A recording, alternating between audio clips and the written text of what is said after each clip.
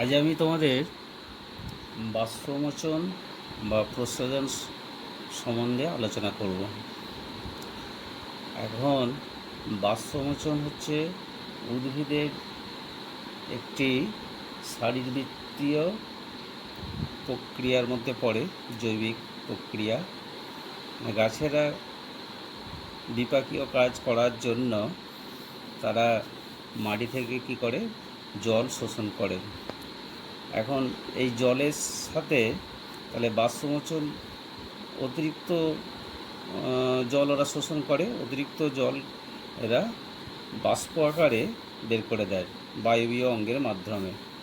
তাহলে আমরা যদি বাষ্পমোচনের সংজ্ঞাটা লিখি, বাষ্প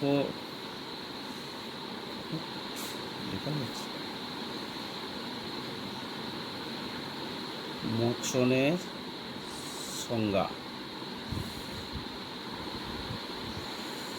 তবে আমরা কি পাবো না, যে শারীরবৃত্তীয় প্রক্রিয়ায়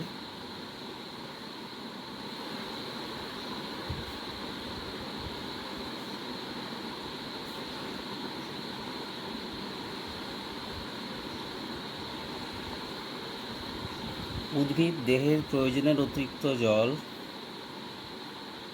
উদ্ভিদ দেহের প্রয়োজনের অতিরিক্ত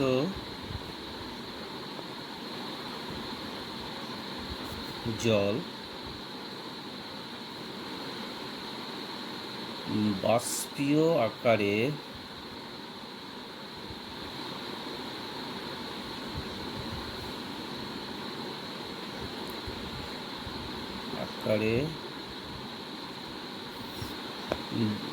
বায়বীয়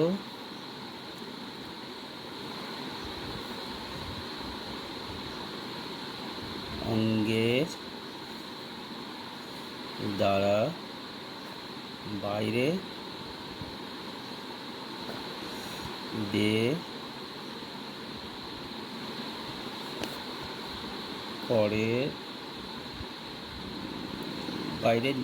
বের করে বা নির্গত করে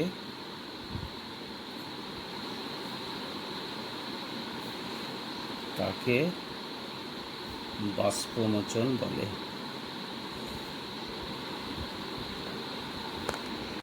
এরপর আমরা বাষ্পমোচনের স্থান সম্বন্ধে আলোচনা করব।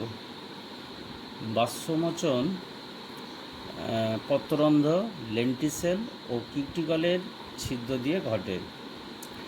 তবে বেশিরভাগ বাষ্পমোচনটা পত্ররন্ধ্রের মাধ্যমেই ঘটে। 90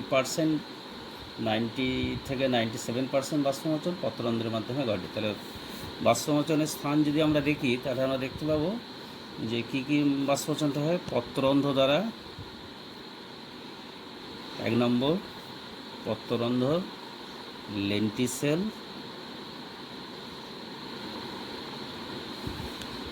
ও কিউটিকল।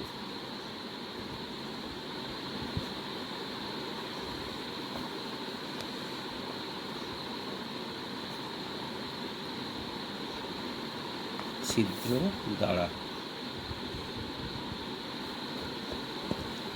এখানে বলা হলো কি যে 90 থেকে 97% বাষ্পমোচন পত্ররন্ধ্রের মাধ্যমে ঘটে।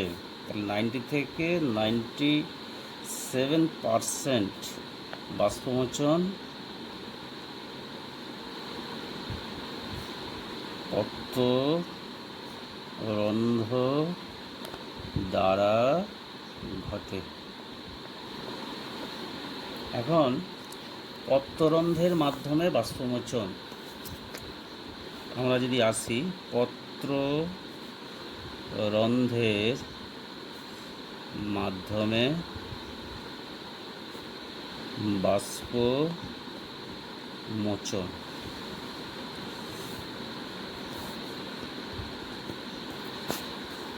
তাহলে পত্ররন্ধ্র কোথায় থাকে? পত্ররন্ধ্র আমরা জানি যে বিশেষ করে সমাঙ্কপৃষ্ঠ পাতা আর বিষমপৃষ্ঠ পাতা, দুরকম পাতা আছে। সমাঙ্কপৃষ্ঠ পাতা যার পৃষ্ঠতল একই রকম দেখতে হয়, বিশেষ করে একবীজপত্রী গাছের পাতাগুলো। আর বিষমপৃষ্ঠ পাতা হচ্ছে কি পৃষ্ঠতল মানে সমান নয় আর কি, বিভিন্ন রকম আকৃতির, একদিকটা মসৃণ অপর দিকটা অমসৃণ হয়। তো সমাঙ্কপৃষ্ঠ পাতার ক্ষেত্রে বলা হচ্ছে কি যে এদের রক্ষী কোষগুলো পত্ররন্ধ্রের দুই প্রান্তেই থাকে, আর বিষমপৃষ্ঠের পাতার ক্ষেত্রে বলা হচ্ছে এতে রক্ষী কোষগুলো পত্ররন্ধ্রগুলো নিম্নতকে থাকে। তাহলে পাতার দুটো ত্বক, একটা হচ্ছে কি বহির্ত্বক আর একটা বলা হচ্ছে নিম্নত্বক। তাহলে আমরা কি পাচ্ছি, পত্ররন্ধ্র তাহলে কোথায় অবস্থান করে? পাতার যদি একটা ছবি আঁকি আমরা, তাহলে দেখতে পাবো যে পাতার পত্ররন্ধ্রের ছবি আঁকার সময় আমরা দেখতে পাচ্ছি যে এখানে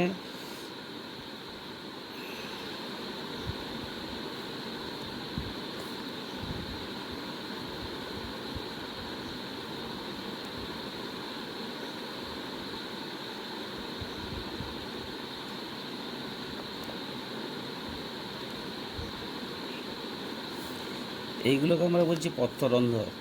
এখানে পাতার ঊর্ধ্বত্বক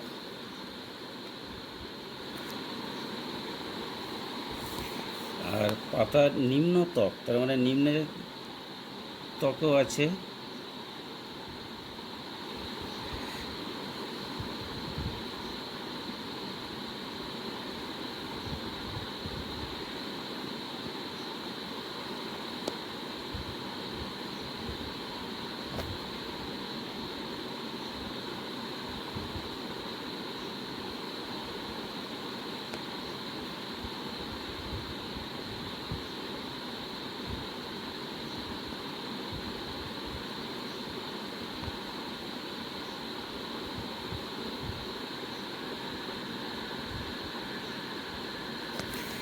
এখানে এই ত্বকের ঊর্ধ্বত্বক, এটা হচ্ছে নিম্নত্বক, এর বাইরে আবার থাকে কিউটিকল আবরণ। তাহলে ত্বকের বাইরের অংশটা কিউটিকলের আবরণ থাকে, এদেরও বাইরে কিউটিকলের আবরণ থাকবে।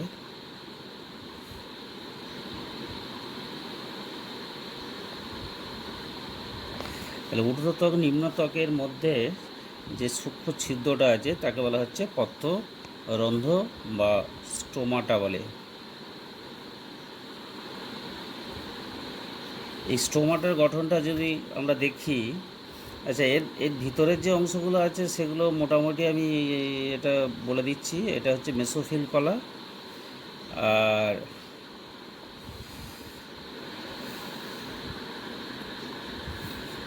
এইখানে থাকে জাইলেম ফ্লেম যুক্ত কলা,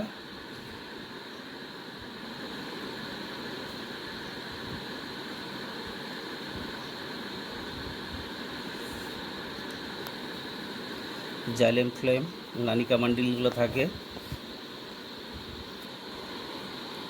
জাইলেম কলা থাকে, আর এইখানে থাকে ডিম্বাকার, এটা প্যালিসেড প্যারেনকাইমা বলা হয়, ক্লোরোফিলযুক্ত প্যালিসেড প্যারেনকাইমা। এগুলো থাকে কিছুটা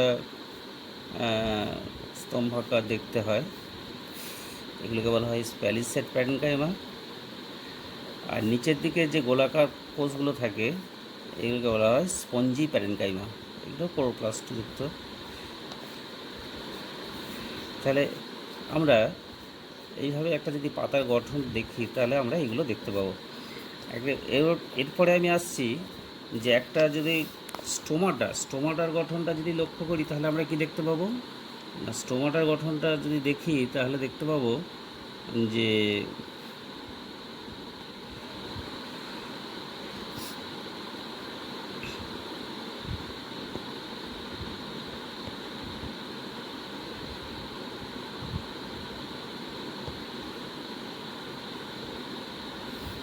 এই স্টোমাটার মধ্যে একটা সূক্ষ্ম ছিদ্র আছে, এই ছিদ্রটাকে বলা হচ্ছে কি পত্ররন্ধ্রীয় ছিদ্র।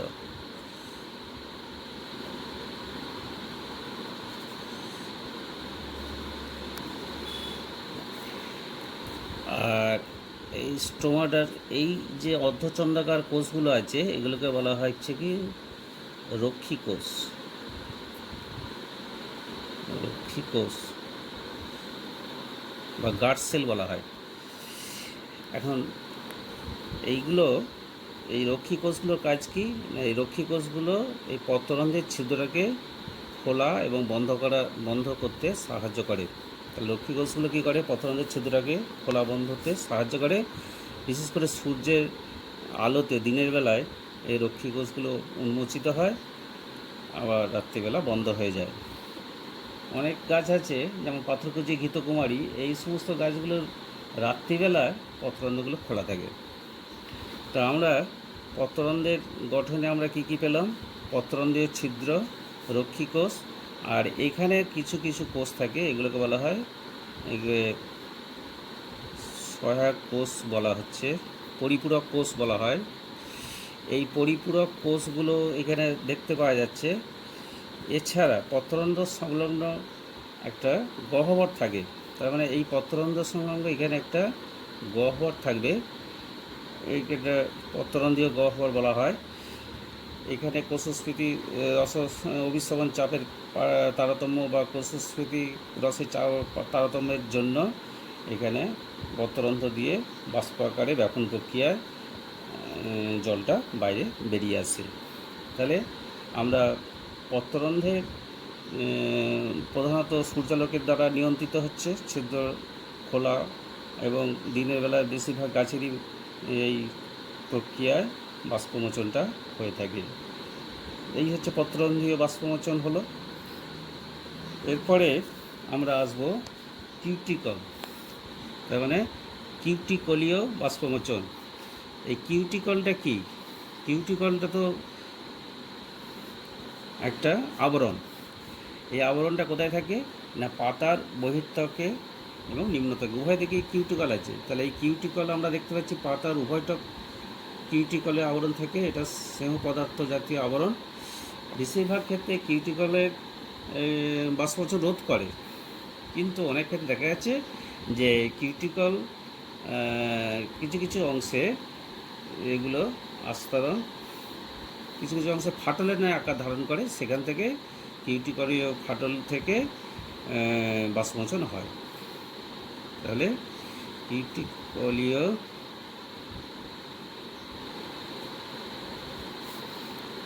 ফাটল থেকে বাষ্পমোচন হয়।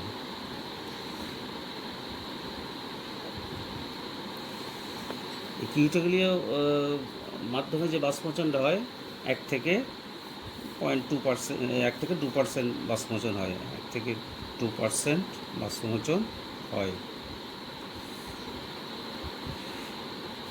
এরপরে আমরা আসব লেন্টিসেলীয় বাষ্পমোচন বা লেন্টিসেলের সাহায্যে যে বাষ্পমোচনটা হয়।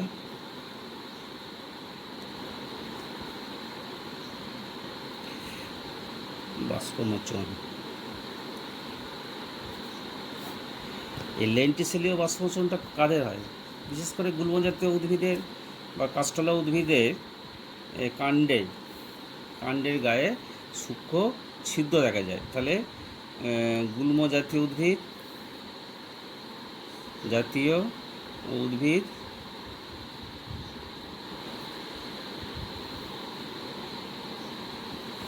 কাণ্ডে যে লেন্সের ন্যায় সূক্ষ্ম ছিদ্র থাকে তাকে বলা হয়, তাকে লেন্টিসেল বলে। লেন্টিসেল, এই লেন্টিসেলের মাধ্যমে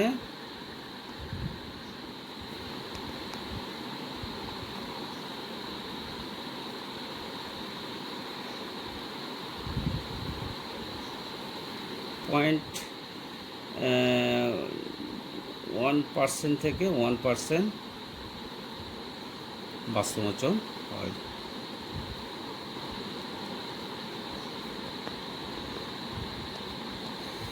এই হলো 3 প্রকার বাষ্পমোচন। একটা হলো পত্ররন্ধ্রের মাধ্যমে, এরা দিনের বেলায় সূর্যালোকে পত্ররন্ধ্রের স্টোমাটাগুলো উন্মুক্ত হয়ে বাষ্পমোচন করে, 97% বাষ্পমোচন করে পত্ররন্ধ্রের মাধ্যমে। আর এটা হলো কিউটিকল। কিউটিকলের ফাটল থেকে বাষ্পমোচন হয়। অনেক ক্ষেত্রে কিউটিকল বাষ্পমোচন রোধ করে, কিন্তু অনেক ক্ষেত্রে অল্প ফাটল থেকে কিউটিকলীয় বাষ্পমোচন দেখা যায়। আর লেন্টিসেলীয় বাষ্পমোচন বলা হলো গুল্ম জাতীয় উদ্ভিদের কাণ্ডে লেন্সের যে সুপ্রসিদ্ধ থাকে তাকে লেন্টিসেল বলে। এটি লেন্টিসেলের মাধ্যমে 0.1 থেকে 1% বাষ্পমোচন হয়। এরপর আমি তোমাদের বাষ্পমোচন নিয়ন্ত্রণকারী শর্তাবলীগুলি আলোচনা করব। প্রথম শর্তটা হচ্ছে কি তাপমাত্রা বা উষ্ণতা।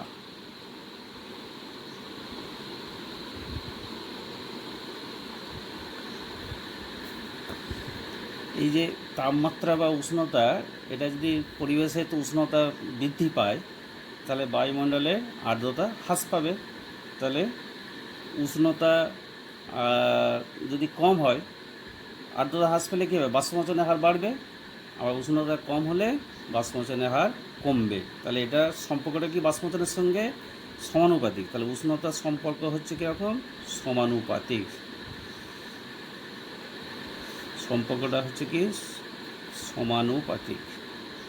বাষ্পমোচনের সাথে সম্পর্কটা কি সমানুপাতিক।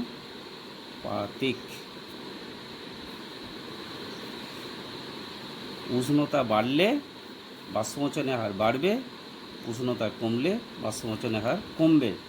এই সাধারণভাবে 10 থেকে 25 ডিগ্রি সেন্টিগ্রেড উষ্ণতায় বাষ্পমোচনের হার বাষ্পমোচন ভালো হয়।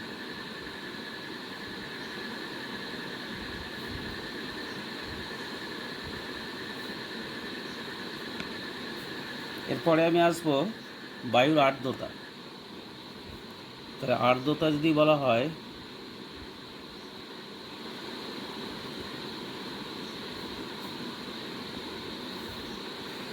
বায়ুর আর্দ্রতায় কী বলা হচ্ছে না, বায়ুর আর্দ্রতা পরিবেশের জলীয় বাষ্পের পরিমাণ বেড়ে গেলে বাষ্পমোচনের হার কমে যায়। তাহলে এই সম্পর্কটা কী হবে? ব্যস্তানুপাতিক। তাহলে বায়ুর আর্দ্রতা যদি বেশি হয় তাহলে এর সম্পর্কটা হচ্ছে কি ব্যস্তানুপাতিক।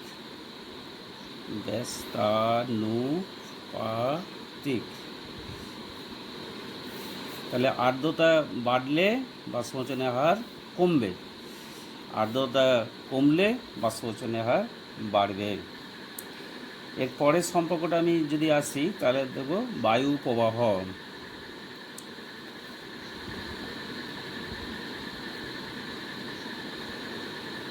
তাহলে বায়ু প্রবাহ সম্পর্কটা কীরকম হবে না, বায়ু প্রবাহ বৃদ্ধির ফলে পাতা নিকটবর্তী অঞ্চল থেকে জলীয় বাষ্প অপসারিত হয়, ফলে বাষ্পমোচনের হার বেড়ে যায়। তাহলে বায়ু প্রবাহ বাড়লে বাষ্পমোচনের হার বাড়বে। বায়ু প্রবাহ বাড়লে বাষ্পমোচনের হার বাড়বে। কিছুটা সমানুপাতিক।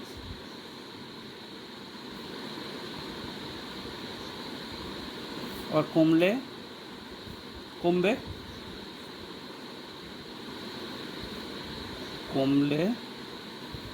বাষ্পমোচনের হার কমবে।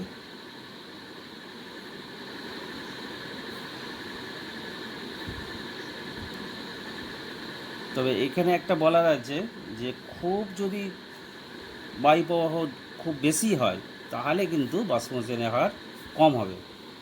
এরপরে আমি আসব যে বাষ্পমোচনের সঙ্গে আলোকের তীব্রতা সম্পর্ক কি। আলোকের তীব্রতা বলা হচ্ছে কি যে বাষ্পমোচনকারী সবচেয়ে গুরুত্বপূর্ণ শর্তটি হলো সূর্যালোক। সূর্যালোকের প্রভাবে কী হয়? পত্ররন্ধ্র তাপমাত্রা বাড়ে এবং পত্ররন্ধ্র খুলে যায়। তাহলে আলোকের তীব্রতা যদি বেশি হয় তাহলে কি হবে? পত্ররন্ধ্র খুলে যায়। ফলে বাষ্পমোচন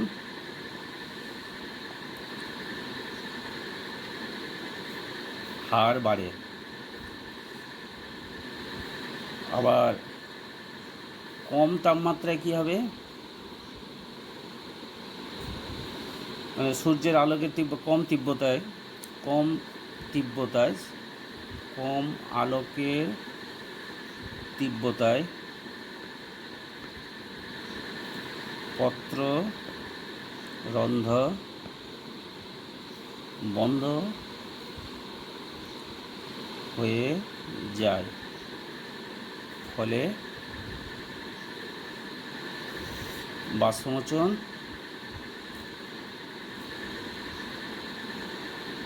কম হবে। এরপরে আমি আসছি CO2 গ্যাসের প্রভাব। CO2 গ্যাস মানে বলতে পারছো কার্বন ডাইঅক্সাইড গ্যাস। তাহলে CO2 গ্যাসের প্রভাব এখানে বলা হচ্ছে কি, যে কার্বন ডাইঅক্সাইডটা বায়ুতে যদি বেশি হয় স্বাভাবিক মাত্রার তুলনায়, তাহলে কি হবে, পত্ররন্ধ্র বন্ধ হয়ে যাবে, তাহলে বাষ্পমোচনের হার হ্রাস পাবে। তাহলে কার্বন ডাইঅক্সাইড বেশি হলে বাষ্পমোচন ব্যস্তানুপাতিক বাষ্পমোচন কম হবে। অপরদিকে কার্বন ডাইঅক্সাইড গ্যাসের পরিমাণ যদি কম হয়, তাহলে বাষ্পমোচন বেশি হবে।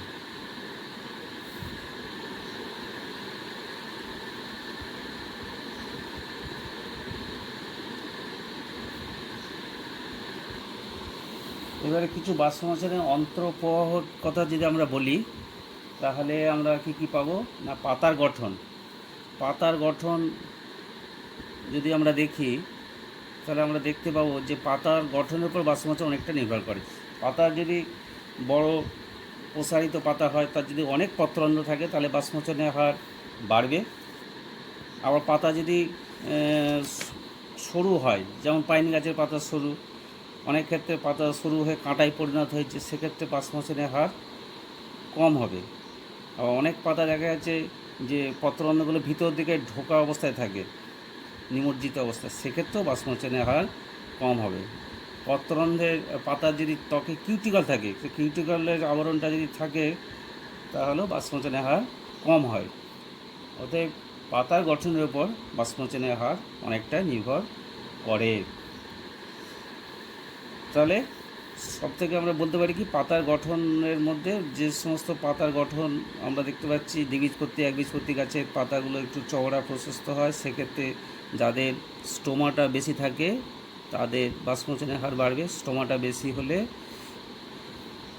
বাষ্পমোচনের হার বাড়বে।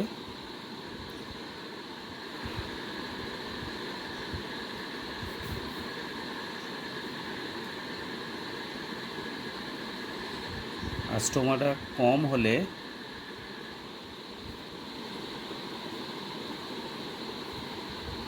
বাষ্পমোচনের হার কমবে।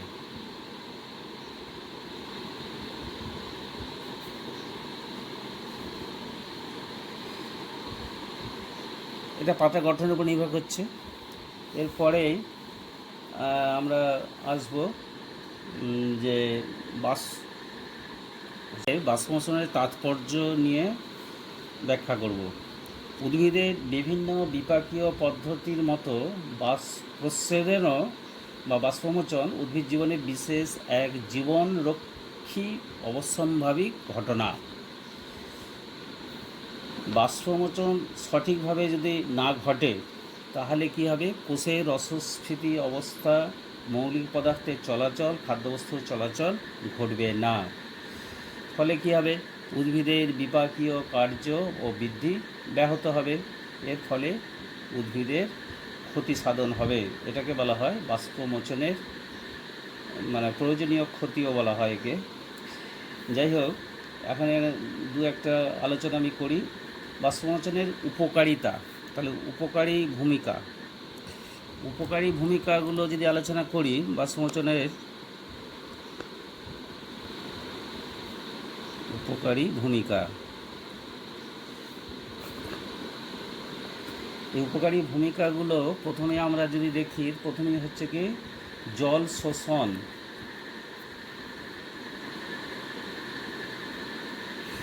জল শোষণ,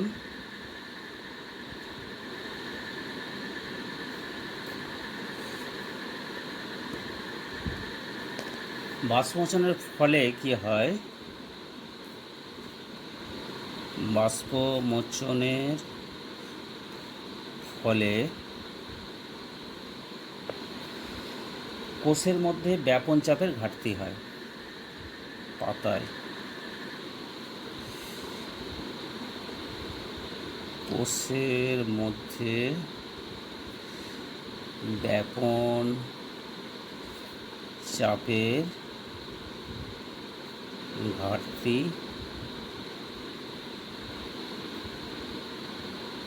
হয়। এই ব্যাপন চাপের ঘাটতির ফলে মূল দিয়ে খনিজ লবণ মিশ্রিত জল শোষণ করে। তাহলে ব্যাপন চাপের ঘাটতির ফলে মূল দ্বারা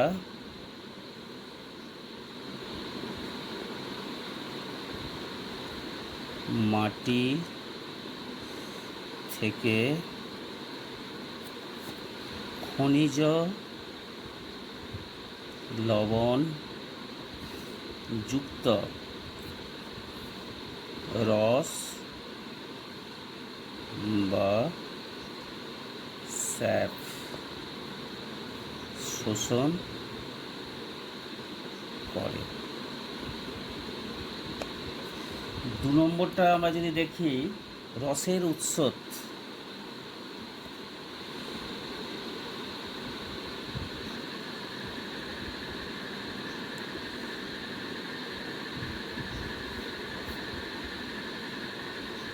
রসের উৎসটা কি, আগেই বলা হলো যে বাষ্পমোচনের জন্য পাতায় একটা ব্যাপন চাপের ঘাটতি হয়।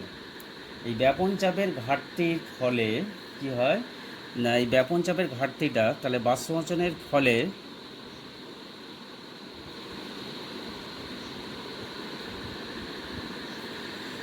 পাতায়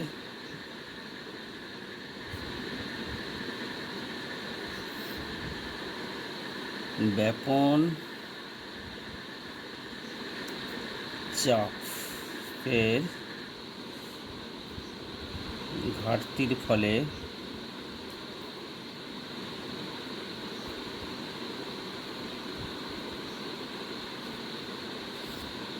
পাতায় জাইলেম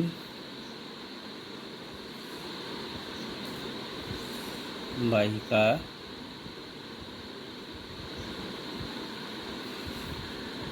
কাণ্ড থেকে মূলের জাইলেম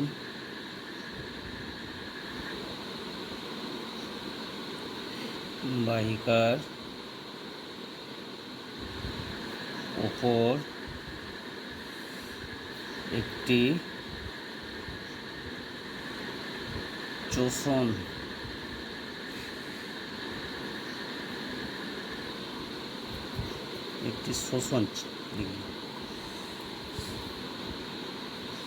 চাপ সৃষ্টি করে। ফলে মূল মাটি থেকে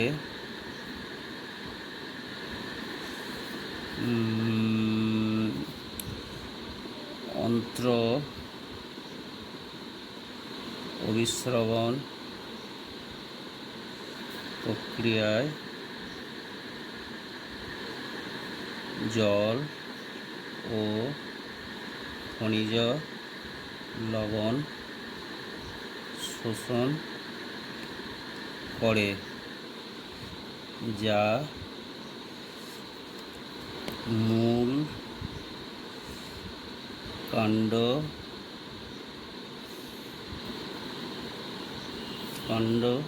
থেকে জাইলেম বাহিকা দ্বারা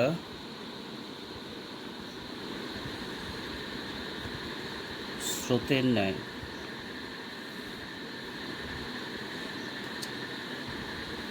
ঊর্ধ্বমুখে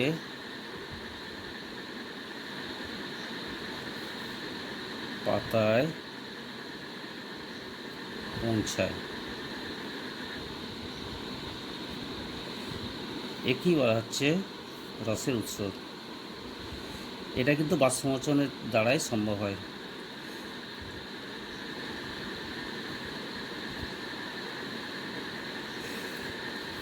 আচ্ছা, তাহলে আমরা রসের উৎসটা জানলাম যে বাষ্পমোচন হলে পাতায় যে ব্যাপন চাপের ঘাটতি হয়, সেই ঘাটতি পূরণ করার জন্য পাতায় জাইলেম বাহিকা থেকে শুরু করে কাণ্ড মূলে জাইলেম বাহিকার ওপরে একটা শোষণ চাপ সৃষ্টি হয়, ফলে মূল মাটি থেকে আবার অন্তর্বেশন প্রক্রিয়ায় খনিজ লবণ শোষণ করে, যেটাকে আমরা স্যাপ বলি, রস বা স্যাপ। সেইটা আবার মূল কাণ্ড জাইলেম বাহিকার মাধ্যমে পাতায় পৌঁছায় ঊর্ধ্বমুখে। একই বলা হচ্ছে রসের উৎস। এরপরে পত্রতলে উষ্ণতা হ্রাস।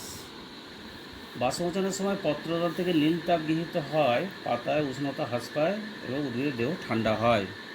তাহলে পাতার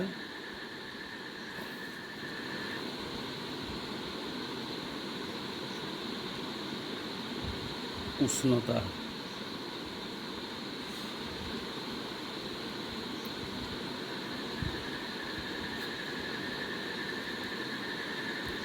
বাষ্পমোচনের সময় পত্রতল থেকে নীল তাপ হিসাবে গৃহীত হয়। তাহলে বাষ্পমোচনের সময়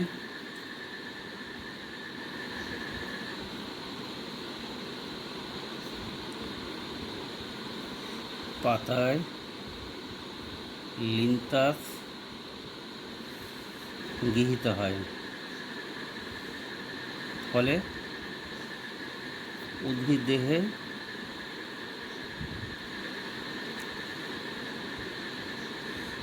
তাপমাত্রা কমে উদ্ভিদ দেহ ঠান্ডা হয়।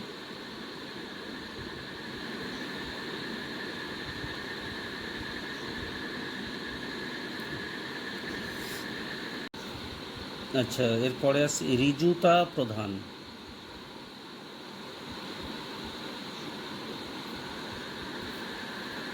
ঋজুতা প্রদান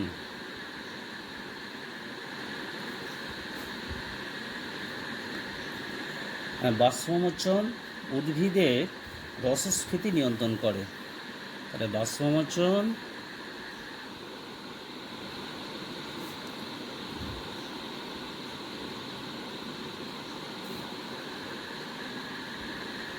রসস্ফীতি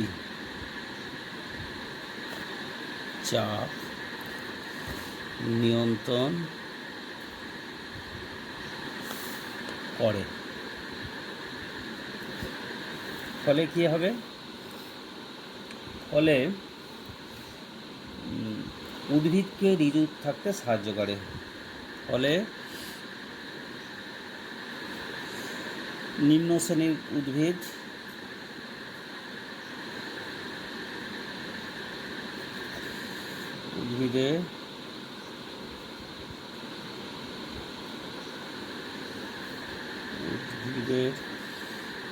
পাতা ও কাণ্ডকে ঋজু বা সোজা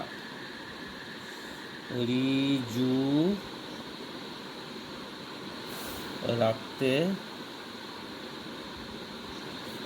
সাহায্য করে।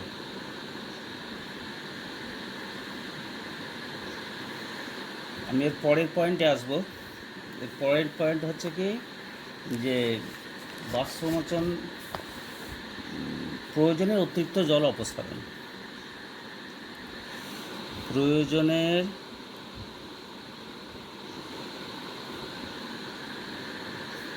অতিরিক্ত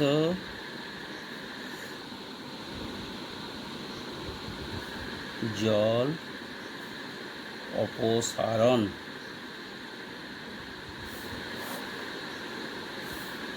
এটা যদি আমরা ব্যাখ্যা দিই তাহলে কী হবে না, উদ্ভিদ মূল দ্বারা যে পরিমাণ জল শোষণ করে, তাহলে মূল দ্বারা যে পরিমাণ জল শোষণ করে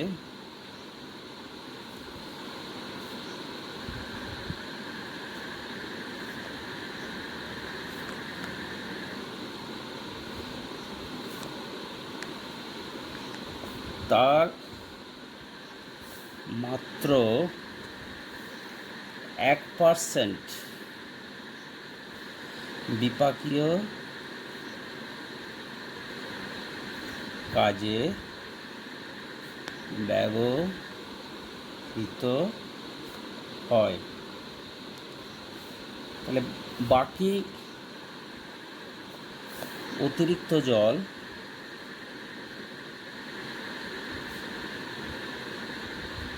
বাষ্পমোচন প্রক্রিয়ায়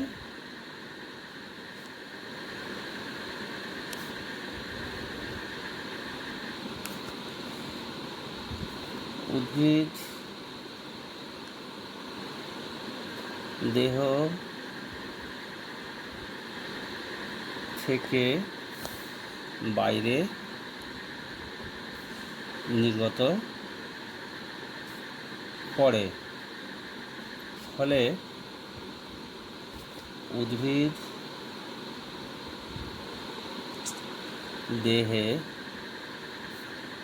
জল সাম্য বজায় থাকে।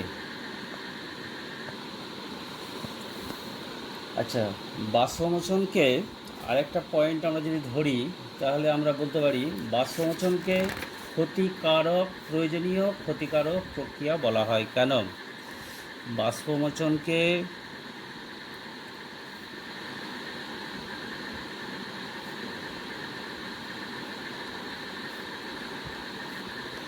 প্রয়োজনীয় ক্ষতিকারক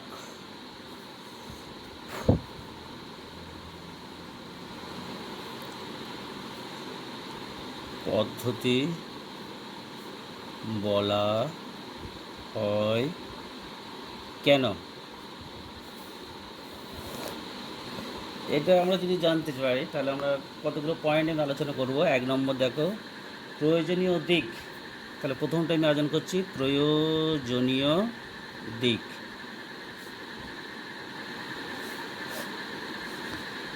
জল ও খনিজ লবণ শোষণ করে। তাহলে বাষ্পমোচনের দ্বারা কী হারে গাছেরা বাষ্পমোচনের দ্বারা জল ও খনিজ লবণ শোষণ করে, যা উদ্ভিদের বিপাকীয় বা যা উদ্ভিদের খাদ্য তৈরিতে সাহায্য করে। এছাড়া অন্যান্য বিপাক ক্রিয়ায় অংশ গ্রহণ করে। পরের পয়েন্টটা যদি আমরা আসি, তাহলে এটার জন্য আমরা বলতে পারি বাষ্পমোচনকে প্রয়োজনীয় দিক বা প্রয়োজনীয় বলা যেতে পারে বাষ্পমোচন ছাড়া ক্ষতিকারক দিক। আচ্ছা, এছাড়া এখানে জলসাম্য এবং তাপমাত্রা নিয়ন্ত্রণ করে। এছাড়া জল সাম্য ও উদ্ভিদের তাপমাত্রা নিয়ন্ত্রণ করে। পরের পয়েন্টে আসছি, বাষ্পমোচনের ক্ষতিকারক দিক। তাহলে ক্ষতিকারক দিকগুলো কি হতে পারে?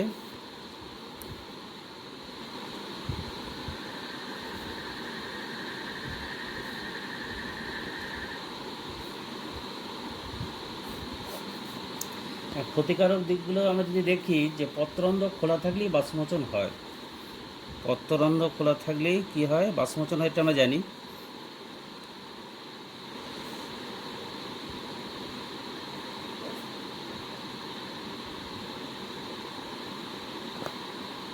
পত্ররন্ধ্র খোলা থাকলেই বাষ্পমোচন হয়। ফলে জল সংকটে উদ্ভিদ বাষ্পমোচন সম্পূর্ণভাবে রোধ করতে পারে না। তাহলে পত্ররন্ধ্র যদি খোলা থাকে তাহলে কি সবসময় বাষ্পমোচন হবে? ফলে কি হবে? জল সংকট সম্পূর্ণভাবে উদ্ভিদ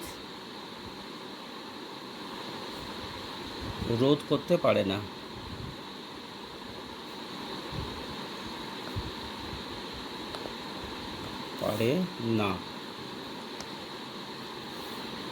এই জল ঘাটতিজনিত কারণে কি হবে? এই জল ঘাটতি জনিত কারণে উদ্ভিদের কি হবে? উদ্ভিদের বিপাক ক্রিয়া ব্যাহত হবে।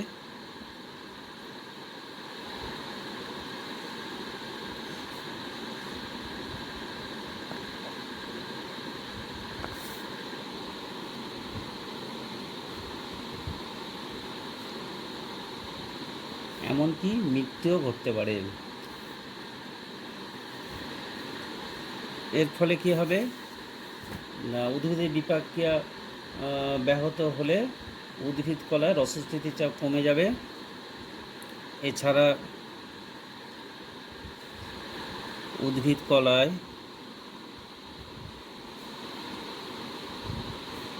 রসস্থিতি চাপ কমে যাবে। ফলে রসস্ফীতির চাপ যদি কমে যায় তখন কি হবে না, পাতা নেতিয়ে যাবে। ফলে পাতা নেতিয়ে যাবে।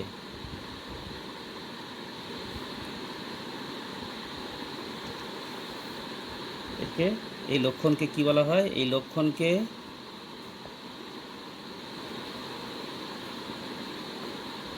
উইল্টিং বলে।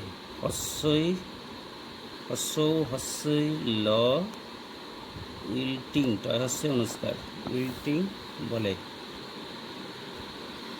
দীর্ঘদিন এই অবস্থা চললে গাছ মারা যাবে। তাহলে দীর্ঘদিন এই অবস্থা চললে গাছ মারা যাবে। আচ্ছা, পর্ণমোচী বৃক্ষ জঙ্গল উদ্ভিদের উপর বাষ্পমোচনের প্রভাব। জঙ্গল উদ্ভিদ পর্ণমোচী বৃক্ষের মধ্যে আমরা দেখি পুরু আকারে কিউটিকলের আবরণ থাকে, আর জঙ্গল উদ্ভিদের পাতাগুলো কাঁটায় পরিণত হয়েছে। আর পর্ণমোচী বৃক্ষের পাতা ঝরে যাওয়ার জন্য এদের বাষ্পমোচন ঘটতে পারে না, কিন্তু এদের অগ্রভাগ সবুজ বর্ণ ধারণ করে এবং সালোক সংশ্লেষ ঘটে।